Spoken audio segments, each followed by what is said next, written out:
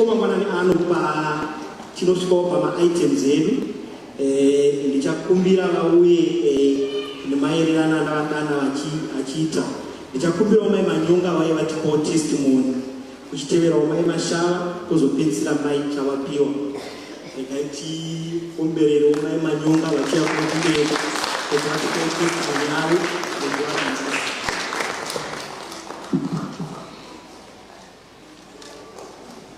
Ngatirambe tiomberera kutereki kumberi.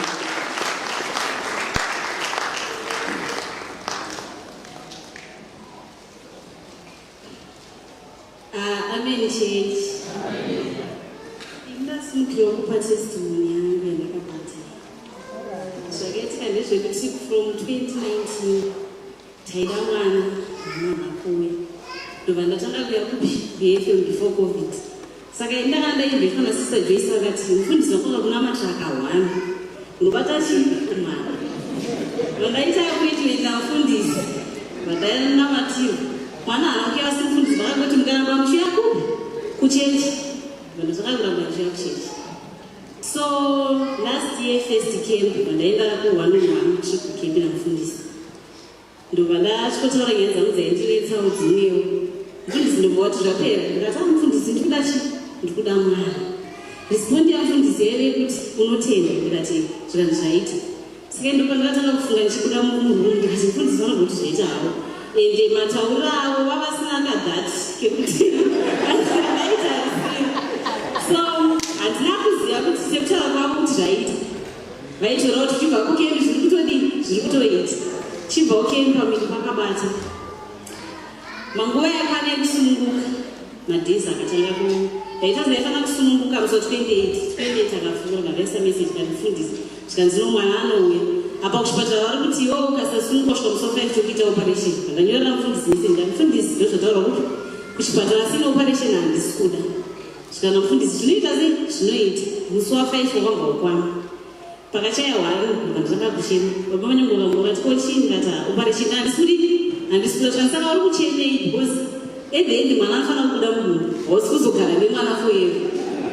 Takamuka tikaenda kuchipatara tichisvika vandatariswa vandataura mufundisi vakati na9 nekuwane mwana 9 vadzakwana mwana haana kuuya vakati mufundisi mwana haadi haana kuya zvikanzi zvinoiti ndakaramba tichinetsa mufundisi I remember last base note ndakaziva kuti madhei kuti pasachiwaziwa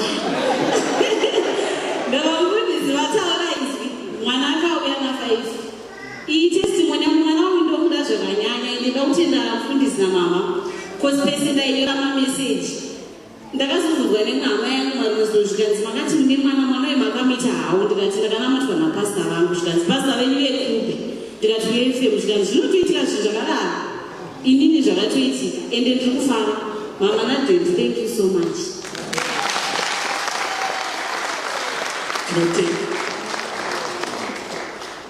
Ramai regai tirambe choje na maoko manasa kia kumberi.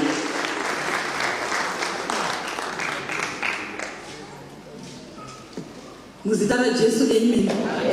Ndasimukira ukutenda zvatakaitirwa naMwari kumba kwedu semhuri yababa namai Mashava. Mwari wakatiitirawo zvakanaka mugore ra 2023 #mandropafadza. Mwari wakatiropafadzawo nechipo chemwana musikana watakatumidza kuti ropafadzo tichitora pathimu ya 2023 tichiti she's one of our blessings mugore ra 2023 anonzi ropafadzo theolim zvichireva kuti a divine gift. Saka ndakosimukirawo kutenda Mwari ndichida kutenda zvakare baba namama vakaramba vachimira nesu. The journey was not easy but they were there for us. Ndiri kurangarira ndasvika pa 37 weeks ndichibva kuita induction of labor. Baba vakati hazviiti. Ndakaenda kuchipatara ndikadhimitwa. Ini ndakangoti baba vari kuti hazviiti zviri kufamba sei ndakadhimitwa. Akati hakuna mwana anouya pa 37 weeks mwana anouya nguva yake yakwana. Ndadhimitwa ndiri mukiu yekuenda kuinduction of labor. Mwari ndokubva vapindira pakazouya umwe dhokta anga kupedzisira kutarisa kuti tiende zvikanzi iwe wese ndichiitwa induction of labor usina kusvika takukudischarge. Munozoti pamwe pacho kana Mwari vakupindura zvinenge zvambotaurwa nababa unoita seunorota. ndava kudischarge ndikabva ndadischarge ndikadzokera kumba ndikazondosununguka mwana wangu nguva yakwana. Zvazvisina kuchipa, hondo dzaisimuka, madhoktors aitaurawo zviri negative. Ndaingodzoka kuna dedi namama, ndozvataura. Vaingoti tinonamata, mama vaingoti tinonamata, baba vaingoti ndinotaura izwi. Asi ndoda kutenda Mwari, chero dai zvanga zvakaoma, Mwari vakandiitira zvakanaka. Takachibata chipo, Mwari vakatiitira zvakanaka. Tinotendawo nevese vaitinyengeterera. Baba namama, we love you so much. Thank you very much. Ndikadzoka kumashure zvishoma, sorry henyu. Taimbogara mumukuku. Mama nadedi vakasvika pataigara, vakati mukugarirei pano. Mwari vane nyasha dzokugona kusimudzai mukanogara pari nani. Vakasiya vataura izwi, Mwari vakatisimudza. Pandakugarawo iye zvino ndinoona Mwari ndichitarisa nependakabva. Saka ndine zvizhinji zvekupupura nekuda kwababa namama vagere apa. Ichi chipo chakauya anda ivo, tiri munyasha akauya anda ivo. Ndakaona musiyano pamwana wekutanga nevana vandakazosununguka under their anointing. We appreciate you, mama na baba, we love you. Mwari vananga vachikudza ike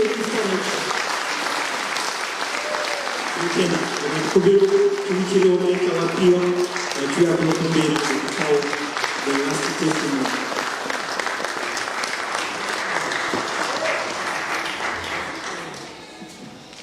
Haleluya wanamwari.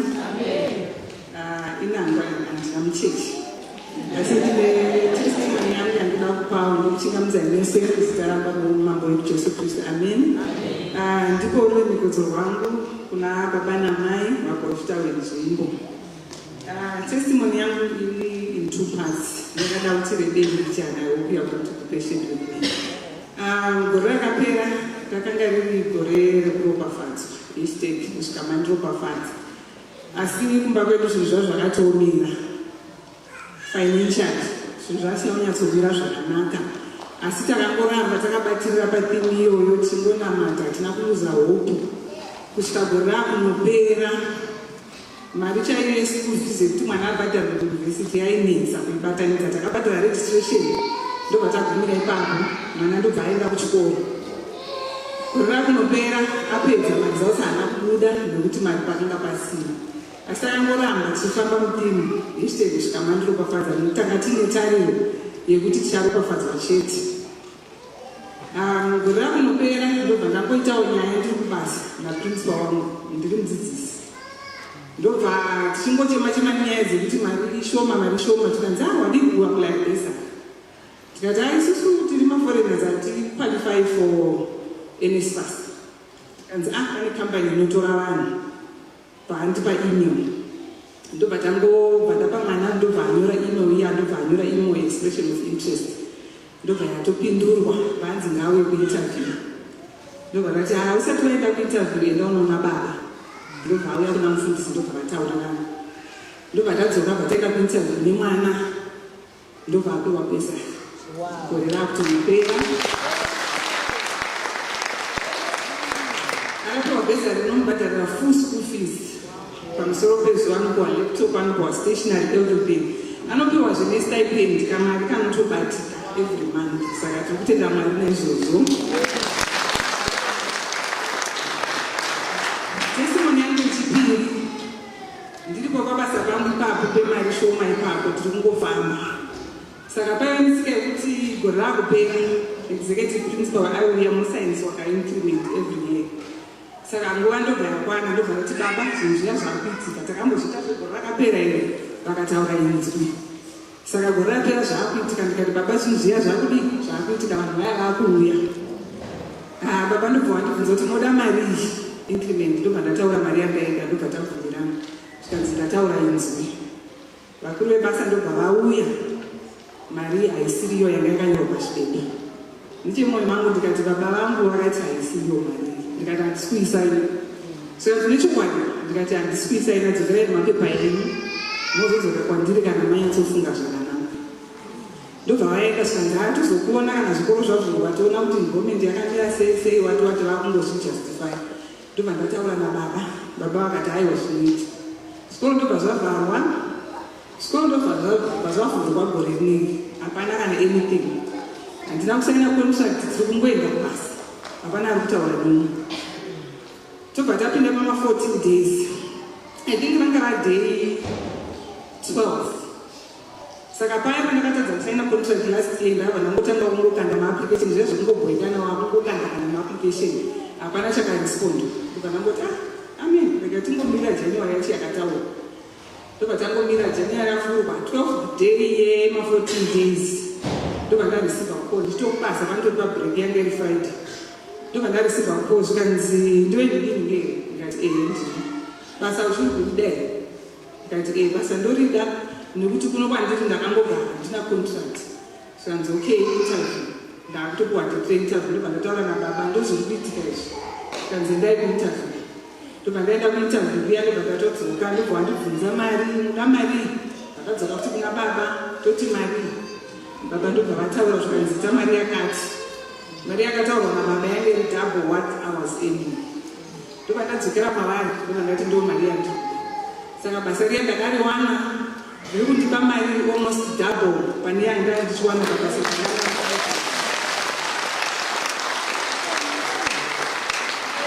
saka mangwana is my first day at the new school saka tiri kuramba chingonamata establishment takachibata chegore rakapera saka izvozvi tiri kunamata establishment saka inini mhuri yangu tiri kutenda mhuri yangu baba chawapiwa vasikana vedu vatatu kundai kumidia uku tine mutineja mufaro nemudikari kusunday school tiri kutenda Mwari tiri kutenda baba tiri kufamba netheme iri kuti kutenda muna Mwari nekutenda muprofita makaita iri baba